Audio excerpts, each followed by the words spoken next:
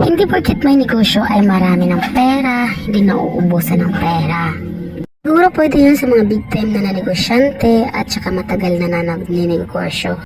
Pero sa katulad ko na baguhan lang na negosyante at maliit na negosyante, ako na ang nagsasabi na wala kaming maraming pera at nauubusan din kami ng pera.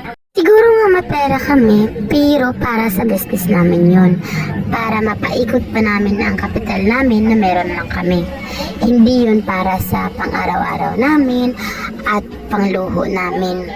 Kung gumastos man kami para sa pangangailangan namin at kung ano-ano pang ibang expenses namin, ayun lang yung tubo ng benta namin. Kasi kung gagastos kami ng sobra-sobra, maaaring madama yung kapital namin at hindi na kami makakapaikot pa sa negosyo namin at ang ending doon, magsasara yung maliit naming negosyo.